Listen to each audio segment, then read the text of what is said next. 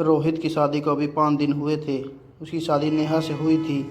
नेहा बहुत खूबसूरत, शांत और समझदार लड़की थी। रोहित को लगता था कि उसे ज़िंदगी की सबसे अच्छी पत्नी मिली है। शादी के बाद घर में खुशियों का माहौल था। रोहित की माँ बार बार कहती थी, बेटा बहू बहुत अच्छी है, भगवान ने बड़ी अच्छी जोड़ी बनाई है।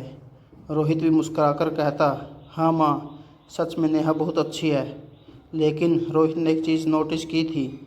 नेहा अक्सर अपने फ़ोन को लेकर बहुत सावधान रहती थी। वो कभी अपना फ़ोन किसी को हाथ नहीं लगाने देती थी। अगर फ़ोन बजता तो वो तुरंत दूसरे कमरे में जाकर बात करती। शुरू में रोहित ने इस बात पर ध्यान नहीं दिया। उसे लगा शायद नेहा थोड़ी प्राइवेट नेचर की है। लेकिन एक रात कुछ ऐसा हुआ जिसने रोहित को सोचने पर मजबूर कर दिया। रात के करीब 2 बजे रोहित की नींद खुली। उसने देखा कि नेहा बिस्तर पर नहीं थी। रोहित उठकर बाहर आया। नेहा बालकनी में खड़ी थी और धीरे धीरे फ़ोन पर बात कर रही थी। रोहित ने दूर से सुना, हाँ मैं ठीक हूँ, लेकिन अभी बात करना मुश्किल है। रोहित को थोड़ा अजीब लगा क्योंकि नेहा की आवाज़ में घबराहट थी। कुछ देर बाद नेहा कमरे में वापस आई।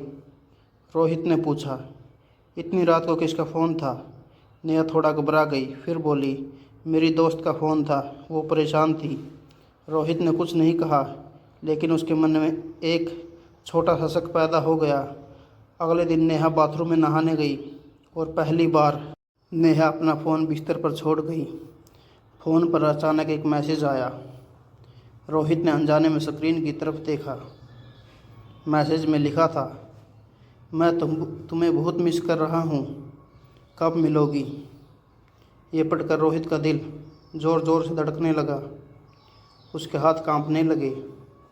रोहित ने धीरे से फ़ोन उठाया, लेकिन जैसे ही उसने फ़ोन अनलॉक किया, उसकी आंखें हैरानी से फैल गई, क्योंकि फ़ोन में जो उसने देखा उसने उसकी पूरी दुनिया हिला दी।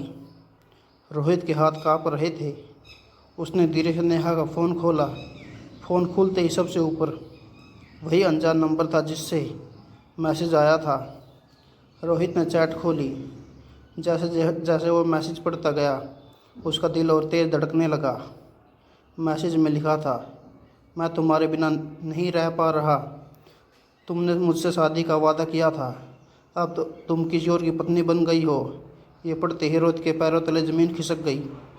उसके दिमाग में एक ही सवाल घूम रहा था, क्या नेहा का पहले से कोई रिश्ता था? रोहित ने और ऊपर स्क्रॉल किया। कई पुराने मैसेज थे। उनमें से एक मैसेज पढ़कर रोहित बिल्कुल चुप हो गया। उसमें लिखा था, नेहा, अगर तुमने मुझसे शादी कर ली तो मैं सब कुछ उसे बता दूंगा। रोहित के माथे पर पसीना आ गया। तभी अचानक बाथरूम का दरवाज़ा खुलने की आवाज़ आई। नेहा बाहर आ रही थी। रोहित ने तुरंत फ़ोन वापस बिस्तर पर रख दिया और ऐसे लेट गया जैसे कुछ हुआ ही नहीं। नेहा कमरे में आई। उसने जल्दी से अपना फ़ोन उठाया और स्क्रीन देखने लगी। कुछ सेकंड के लिए उसका चेहरा घबरा गया, जैसे उसे लग रहा हो कि किसी ने फ़ोन देखा है। नेहा ने रोहित की तरफ देखा। तुम जाग रहे हो? रोहित ने सामान्य बनने की कोशिश की। हाँ, बस ऐसे ही। कमरे में कुछ पल के लिए अजीब सी खामोशी छा गई। उस रात रोहित सो नहीं पाया। उसके दिमाग में बार बार वही सवाल घूम रहा था, नेहा किससे बात कर रही थी और वो आदमी उसे धमकी क्यों दे रहा था।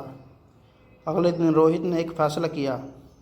वो उस अनजान नंबर का पता लगाएगा। शाम को जब नेहा किचन में थी, रोहित ने चुपचाप अपने फ़ोन से उस नंबर पर कॉल किया। कुछ सेकंड तक फ़ोन बजता रहा, फिर अचानक कॉल उठ गई।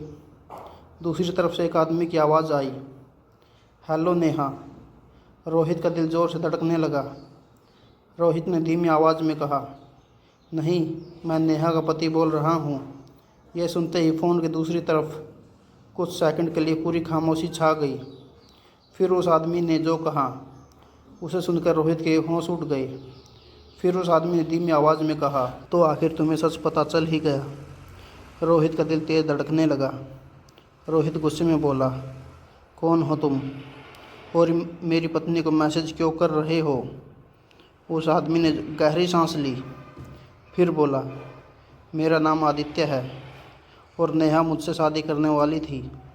ये सुनते ही रोहित को ऐसा लगा जैसे किसी ने उसके पैरों तले ज़मीन खींच ली हो। रोहित चिल्लाकर बोला, झूठ मत बोलो। आदित्य ने शांत आवाज़ में कहा, अगर तुम्हें लगता है मैं झूठ बोल रहा हूँ तो नेहा से पूछ लेना, वो मुझे 5 साल से जानती है। रोहित के हाथ कांपने लगे। उसके दिमाग में बार बार वही सवाल घूम रहा था, अगर ये सच है तो नेहा ने उससे शादी क्यों नहीं की। रोहित ने गुस्से में पूछा, अगर वो तुमसे प्यार करती थी तो उसने मुझसे शादी क्यों की। फ़ोन के दूसरी तरफ कुछ पल की चुप्पी रही। फिर आदित्य ने धीरे से कहा, क्योंकि उसे मजबूर किया गया था। रोहित चौंक गया। मजबूर किसने?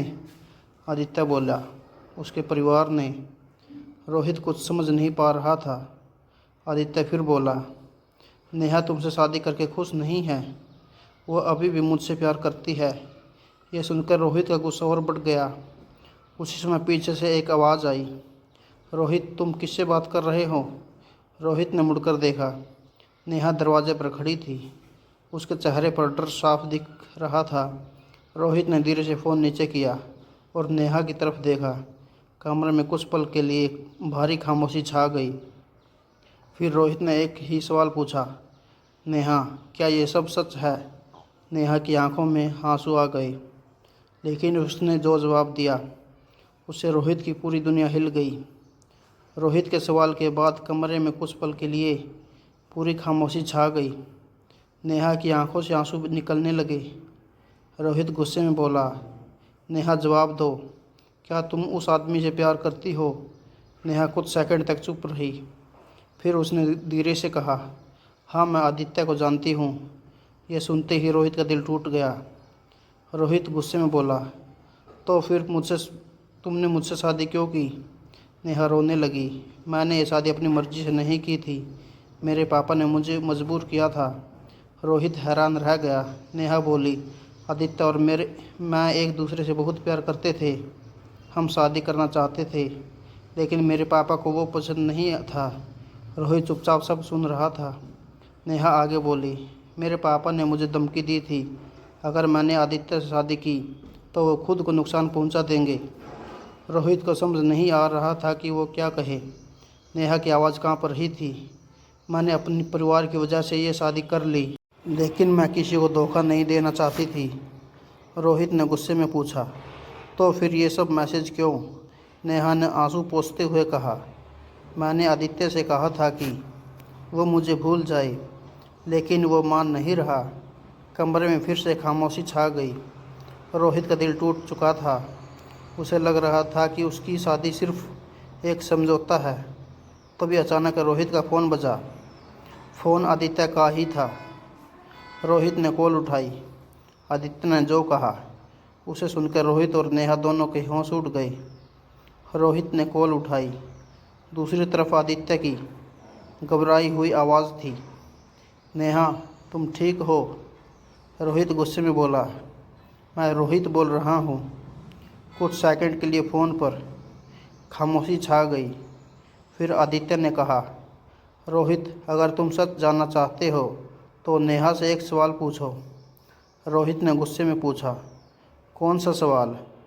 आदित्य बोला, उससे पूछो, उसने मुझसे आखिरी बार क्या कहा था। रोहित ने फ़ोन स्पीकर पर रखा और नेहा की तरफ देखा। नेहा तुमने आदित्य से आखिरी बार क्या कहा था।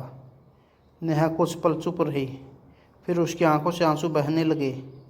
नेहा धीरे से बोली, मैंने उससे कहा था कि वो मुझे भूल जाए और अपनी ज़िंदगी में आगे बढ़ जाए।